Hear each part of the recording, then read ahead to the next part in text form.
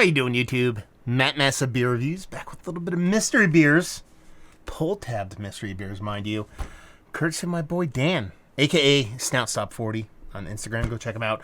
He sent off a big box of beers. Almost all of it was mystery beers. There was 2 big bombers in there. 2 Horus bombers, actually. And this is the first mystery beer I'm diving into. So, California shipped. Who knows where it came from. But we're going to see what's what. Stout Snob 40. So hopefully all these mystery beers aren't stouts. I will tell you what this one is. I can see it already. Holy shit. The reason I don't like oh my god. The reason I don't like stouts on mystery beers is because I got like 3 other beers I want to review tonight. And that looks like the most motor oil in the history of motor oil. Like, Castrol has nothing on that. There's no synthetic motor oil here. That's like whatever WD-90 1040 SE fucking whatever the fuck car guy. I mean, the head. Look at the head. The head is almost as dark as the beer.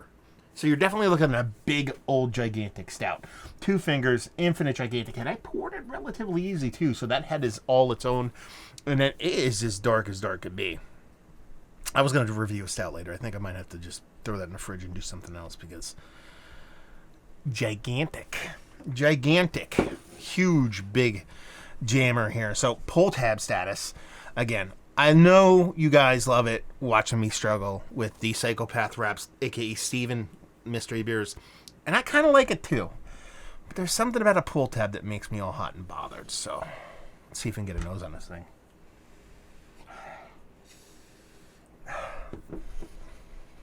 Would you think I'm lying to you if I said there's not a big nose on this beer? Because there's not a big nose on this beer. I'm getting like, I'm actually getting a lot of core vibes on this beer. I'm not getting a huge adjunct-laden thing. I'm getting chocolate. I'm getting a little bit of vanilla. I'm getting a little bit of added sweetness. But I couldn't really sit here and pinpoint and tell you exactly what those were. So if there is an adjunct base to it, it's not really rearing its head all that much.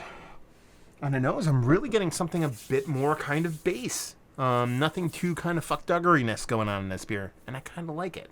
So while it looks burly, it looks huge, and it looks dangerous, on the nose, it's kind of lulling you to sleep a little bit, being like, hey, I'm just a beer. You can drink me. Nothing bad's going to happen. But smells can be deceiving. Let's just dive in. Cheers.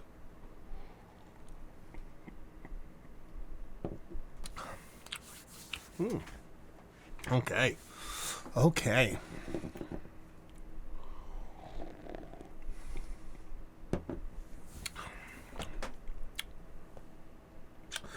Taste can be deceiving too.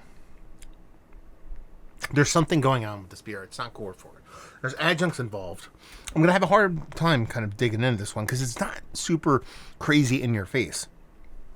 Sneakily drink small in ABV, but I think we're definitely pushing 9s, mid-9s on this sucker. Like, knee-jerk reaction, I want to say something like this is like 7 and change, but there's a sweetness component to this that makes me want to get a little bit higher on that. Plus, I don't think you can get a beer that dark.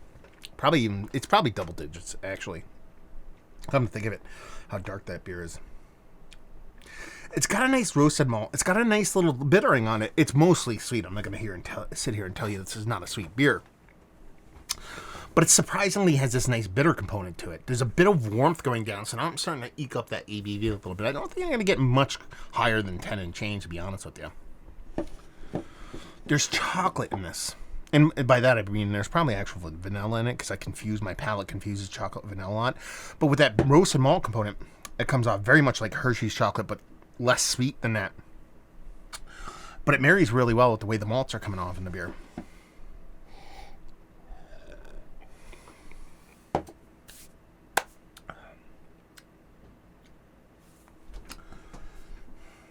I'll tell you what. A lot of times I dive into beers like these, which I would classify as a non-barrel aged, relatively low ABV, right around 10% pastry stout. And they're all just hefty in one direction or the other. You know what I mean? They're just a big, adjunct this and whatever that. One of my biggest kind of knocks on these beers is that they lack a cohesiveness. They lack a kind of meshing. of the beer itself. It's all individual flavors. This is a really cohesive beer. There's a lot going on here. I believe there's multiple adjuncts in here, but I'm having a real hard time pulling them out. I am. I think if you told me this was vanilla, lactose, chocolate, or cacao nibs, or cocoa nibs, or whatever kind of nibs you want to throw in there, they're chocolate based.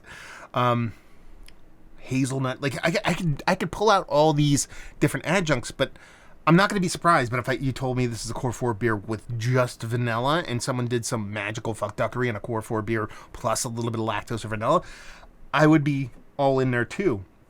And I don't think that's a testament to how shitty my palate is. Could be, because it is shit. I think it's more of a testament to how well the beer is made, to be honest with you. This is really well done Imperial Stout. Like I said, I'm still fighting on the ABV. I don't know where it is. If this ends up coming at 7.2, I'm fine. If this ends up being 11, whatever, I'm fine. I'm going to say it's 10.3. The only reason I'm going that high is because of how dark the beer is. I find it very, very difficult to make a low ABV beer that dark. And I'm going to call it 10.3% Imperial Stout with cocoa, vanilla,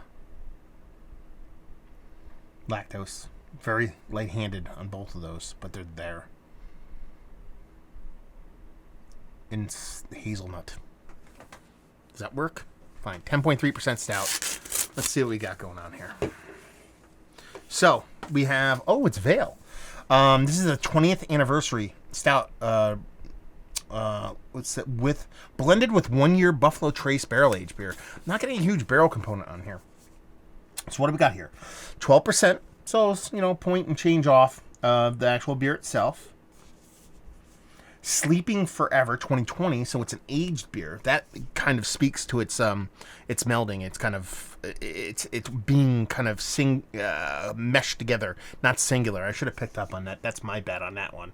And it's a year proper almost. We're about a month or so away from this being a year proper. This is a base stout, fresh stout, blended with 1 year Buffalo Trace barrel aged beer. Yeah, I could have sworn there's adjuncts in there. It has to be that base beer, or that barrel, kind of bringing all those flavors of that vanilla. You can see that vanilla coming from a barrel. It doesn't taste like it's all coming from a barrel for me. Again, that might be the fresh stout blended there. The chocolate, again, that barrel char chocolate rubbed chocolate thing that I talk about every now and then, that kind of makes sense there. There's a nutty characteristic that could be me confusing it with like an oak tannin or something along those lines.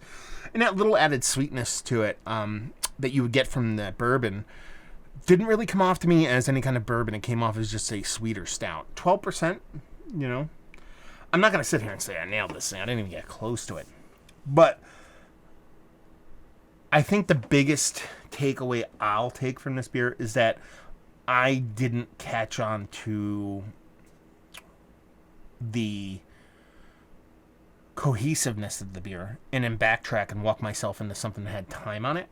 Because I didn't really get much as far as oxidation going on, or negative oxidation. So I didn't really want to sit here and talk about it being an older beer or even a barrel-aged beer, because it didn't really come off as a big spirit kind of beer. But this is really fun beer. This is really good stuff, actually. 12%. Drinks, I guess it drinks around the ABV. It just comes off a little bit thin by a skosh, maybe, and I think that's just your barrel aging at play there. I'm really curious to see what percentage of a blend this is. I don't even know if Vale would call that out on their website or whatever. That's a really good beer, man. I mean, might be one of the best beers I've ever had from the Vale, to be honest with you. Yeah, I love the art design. Little cat, little sickle on there. Sleeping Forever is the name of the beer, if I haven't said that already. I like this. This is quite nice. Yeah. Very cool stuff. Thank you very much, Dan. Very cool. It was a fun mystery beer to go through, because it's like, again, didn't even come close to nailing the beer, but, a lot of the flavor components, like I said, I could walk back and kind of explain them out. Really the big miss here, because like I said, like soft little chocolate from the barrel char, a little bit of vanilla from the wood, a little bit of oak tannins coming up for that hazelnut thing. The fact that it's blended, I think, makes it an infinitely more difficult beer to get right. And again, this is just me kind of explaining away why I didn't nail it perfectly. but that blended portion of the show comes in. It really is that cohesiveness that I really kind of chimed out of loving and digging on so much, is the biggest miss for me, because that should be an immediate wait. It's so well merged together. This has to have time in it. And when you think of time, you think of a couple different things: aged beer or barrel aged beer. So you have both of them going on here, and that's probably the biggest miss for me here on this mystery beer. But listen, even when I miss the mystery beers, which I know you guys love, I win because I got to do a mystery beer, and that's a great thing. So thank you very much, Dan, for sending this off. Let me talk about it. This is one of the better barrel-aged beers, or blended beers I've had. Blended barrel-aged beers that I've had. It's like, yeah, it's up there. Probably Mount Rushmore status. I really do enjoy this. It's more beer than barrel. That's why I think it's probably like a 2/3 to 1/3 kind of ratio. I think it's a very potent barrel-aged beer that's blended down. Which I'm all for blending. I think it's one of the best things to do with beer. Rarely does, I don't want to say rarely does a beer go well when you just throw it from a barrel into a bottle or can, but I like this. But it's definitely all the parts beer. I don't know if I mentioned that through the mystery beer, but it's definitely all beer. It's not just, adjunct on adjunct, even though I probably spoke like that during the mystery portion of the show. Value availability, no idea. Let me know what's what, brother, and leave you with, if you like what we like this beer.